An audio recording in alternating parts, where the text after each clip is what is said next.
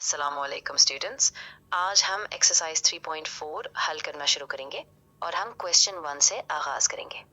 चलिए सवाल को समझते हैं। हमारा जो फंक्शन है वो है या बराबर साइन ऑफ 3x। हमने डिफरेंशिएट करना है पहले उसूल से। सबसे पहले हम कहते हैं कि हम x को थोड़ा इंक्रीमेंट करते हैं, यानी x को x प्लस डेल्टा x कर देते हैं। उसी तरह या को भी इंक्रीमेंट करते हैं तो या प्लस डेल्टा y हो जाता है।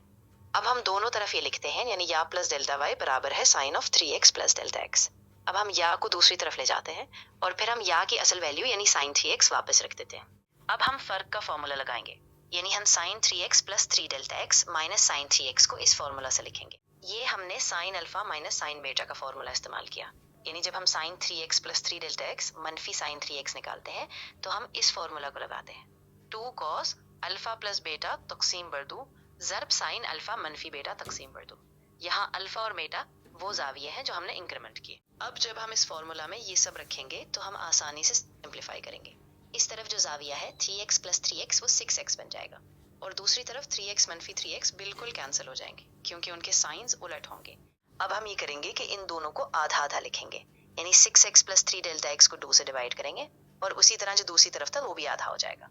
उसके बाद हम देखेंगे कि 2 और 6 कैंसिल हो जाएंगे और जो बाकी बचता है वो 3x होगा। अब चूंकि हमने सिंप्लीफाई कर लिया है तो हम दोनों तरफ डेल्टा x से डिवाइड कर देंगे। अब हम ये करेंगे कि जो भी चीजें हैं जैसे 2 cos of 3x plus 3 delta x divided by 2 और sine 3 delta x divided by 2 सबको हम डेल्टा x से डिवाइड करने को अलग लिखेंगे, यानी हम डेल्टा x को अलग से रखेंगे और उसके साथ जो sine 3 delta x divided by 2 है उसे भी सेपरेटली लिखेंगे।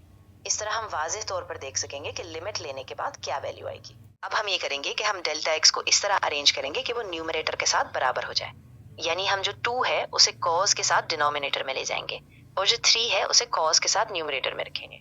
इस तरह दोनों तरफ एक जैसा रेशियो बन जाएगा, यानी अब डेल्टा x का रेशियो और साइन का रेशियो दोनों बराबर होंगे और इस तरह हमारा न्यूमरेटर और डिनोमिनेटर बराबर स्केल पर आ जाएंगे। अब हम दोनों तरफ लिमिट लेंगे जब डेल्टा x सिफर की तरफ जा रहा हो, और जैसा कि हम जानते हैं जब x सिफर की तरफ जाता है तो साइन x बटा x बराबर 1 हो जाता है। इसी वजह से हमारा ये हिस्सा भी 1 बन जाएगा। हम ये कहते हैं कि जब हम डेल्टा x को सिफर की तरफ ले जाते हैं तो उसी तरह 3 डेल्टा x 2 भी सिफर की तरफ जाता है, यानी हम ये कहते हैं कि जब डेल्टा x सिफर हो रहा हो तो 3 डेल्टा x 2 भी सिफर हो जाता है और इसीलिए वो रेशियो 1 बन जाता है। तो आखिर में हम लिमिट लेकर उसी उसूल से डेरिवेटिव निकालते हैं। अब हमारे पास एक हिस्सा बचता है जिसमें 3 डेल्टा x 2 सिफर हो जाता है। जब हम लिमिट लेते हैं तो वो हिस्सा भी खत्म हो जाता है और नतीजा ये आता है कि हमारा डेरिवेटिव सिर्फ 3 cos ऑफ 3x रह जाता है, यानी यही हमारा फाइनल जवाब है।